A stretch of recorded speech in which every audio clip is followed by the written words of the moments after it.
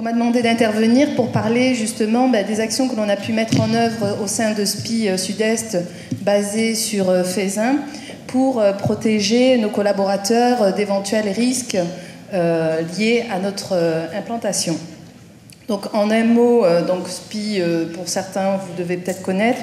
Donc en fait, c'est une entreprise qui intervient dans différents pays sur des secteurs d'activité, en fait, Smart City, énergie, efficient building et industrie service. Donc ça traite en fait de toute la partie électrification, génie climatique, aussi bien en termes de conception que de réalisation, et dans différents secteurs, soit tertiaires, logement, industriel, milieu hospitalier et autres. Donc je fais vite pour la présentation générale. Le site internet, pour éventuellement les plus curieux, reste disponible. Donc SPI est organisé en plusieurs filiales. Donc moi je vais vous parler essentiellement de la filiale SPI Sud-Est, pour lequel en fait on est à peu près 1700 collaborateurs. Et le siège régional donc, se situe à Feyzin. Donc sur ce site régional, on couvre des activités de tertiaire, de logement, d'industrie, génie climatique et infrastructure, énergie, transport. On a le panel complet en fait, d'activités et on rayonne sur les 17 départements. Donc quand on regarde l'implantation, en fait, là vous connaissez, je pense pour la plupart, Feyzin, hein, certains en viennent. On a en fait dans les références que l'on a de disponibles sur le site de la mairie et autres, donc un risque Céveso, donc notamment en fait sur le territoire, il y a 3 établissements qui sont classés Céveso, dont 2 à seuil haut, notamment Total pour le risque de surpression thermique et toxique, et puis le deuxième à seuil haut et Rhône Gaz avec la partie thermique et surpression. Donc, juste pour une petite présentation du site que nous occupons sur Feyzin, donc il est composé de plusieurs bâtiments. Vous avez d'un côté en fait la partie administrative, même qui est composée des bureaux des affaires que nous réalisons sur les chantiers. Et puis de l'autre côté de la route, de l'avenue Jean Jaurès, vous avez le pôle logistique. Donc, ce qui fait qu'on draine quand même pas mal de va-et-vient de collaborateurs, et au total, il y a à peu près 250 personnes sur place. Donc, je passe sur le nom des bâtiments, etc. Mais ce que je voulais vous dire, c'est que par rapport à la cartographie des risques, donc quand on les identifie, on voit en fait qu'il y a plusieurs... Ah, c'est très pixelisé. Je m'en étais pas rendu compte. Donc, on voit en fait... je vous ai fait un petit rectangle bleu sur le terrain qu'on occupait, entre guillemets. C'est à grosse maille. Donc ça, c'est plutôt pour la partie risque industriel PPI.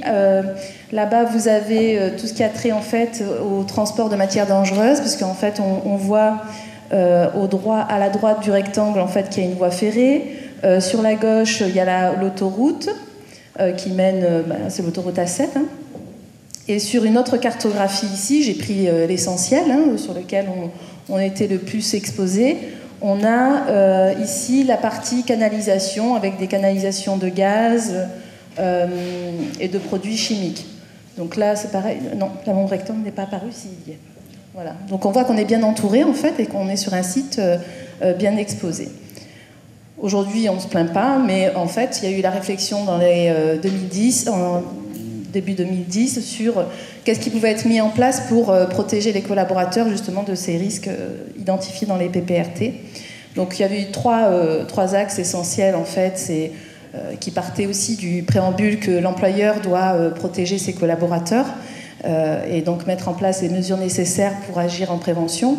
Donc tout le personnel en fait SPI déjà dispose d'une information. Il a fallu aussi mettre en place une organisation pour pouvoir déployer ce plan de prévention. Et enfin, surtout, il y a eu des travaux de rénovation.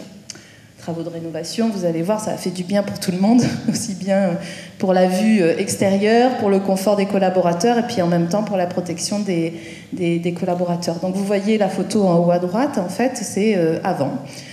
Donc en fait, on avait des grandes fenêtres d'un seul pan, et donc en cas de surpression, effectivement, c'est pas très résistant. Donc plusieurs types de travaux ont été initiés, et donc je suis là juste pour vous dire, bon, à titre juste de témoignage, mais que des choses peuvent se faire. Alors c'est certes un investissement, bien sûr, et donc là c'était quand même bien approprié et intéressant pour tout le monde. Donc il y a eu la dépose effectivement de châssis ouvrants existants en aluminium. Donc en fait les menuiseries ont été faites en 3 tenants, 2 parties fixes et une seule mobile pour permettre de pouvoir ouvrir les fenêtres quand on se trouve dans le bureau. Il y a eu aussi donc, le recouvrement en fait, de l'ensemble de l'immeuble par un bardage métallique qui permettait comme ça de rendre plus étanche le bâtiment et avec une meilleure résistance aussi du fait du choix du matériel et de la surface recouverte. Donc il y a eu aussi on va voir ça tout à l'heure sur la toiture. Les fenêtres, bien sûr, sont double vitrage, résistance thermique, et puis donc les dimensions, en fait, et le choix technique ont été faits en fonction, effectivement, du PPRT et la résistance voulue compte tenu d'exposition.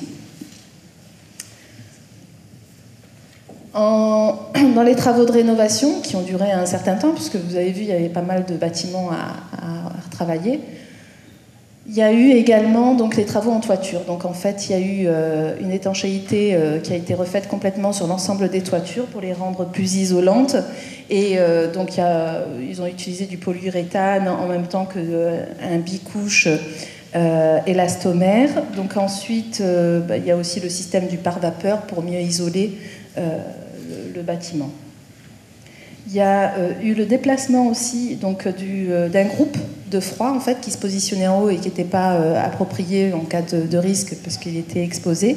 Donc il a été déposé et mis ailleurs. Et puis les équipements techniques autres qui ont été aussi déplacés. Donc ça a été l'occasion aussi de revoir un peu tout notre groupe de chaleur et groupe de froid. Alors bien sûr, les travaux, c'est pas tout, mais les travaux en fait ont eu l'avantage de pouvoir faire en sorte qu'en cas de confinement, les collaborateurs puissent rester dans leur bureau. Parce qu'en fait, auparavant, le choix avait été porté sur une zone de confinement basée sur le réfectoire, qui était dans un bâtiment qui est situé au niveau D, donc avec des passages en passerelle, etc. Donc ça a nécessité aussi une logistique pour 250 personnes. Donc aujourd'hui, le fait de pouvoir permettre un confinement de chaque collaborateur dans son bureau, dans des espaces bien identifiés, c'est quand même bien plus simple, puisque ça s'accompagne aussi d'un affichage et d'une identification claire de ces zones. Donc l'organisation et l'information a été effectivement nécessaire, puisque chaque collaborateur qui rentre chez SPI n'est pas censé savoir dans quelle zone il se situe. C'est pas un réflexe que d'aller voir dans quelle commune on travaille et quels sont les risques liés à l'environnement extérieur. Donc on est conscient de ces risques liés à son activité, mais un peu moins de celles qui peuvent venir de l'extérieur. Donc en fait, chaque collaborateur, lorsqu'il arrive chez SPI, en fait, est accueilli et informé des dispositifs d'alerte et des risques auxquels on peut être exposé. Ça s'accompagne aussi des consignes et on leur fait passer aussi l'alerte, de manière à ce qu'ils soient familiarisés aux différents types d'alertes, que ce soit celles qui viennent donc de l'extérieur, même en interne en cas d'incendie. Et puis l'ensemble du personnel qui était déjà présent, effectivement, des consignes ont été passées pour mettre tout le monde au même niveau d'information.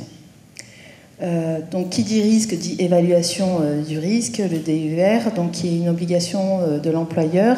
On en a parlé un petit peu ce matin, effectivement, compte tenu des obligations de l'employeur, effectivement, le DUR doit être mis à jour de l'ensemble des risques auxquels les collaborateurs de l'entreprise sont exposés. Alors j'ai parlé vite, mais comme d'habitude, vous aurez le temps peut-être pour des questions.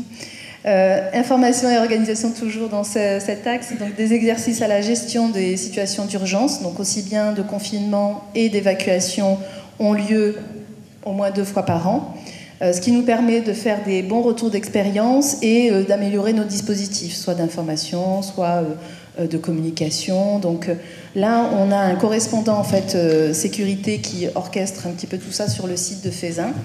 en lien en fait avec des serre-files à qui on couple les missions, que ce soit pour l'évacuation incendie ou bien confinement.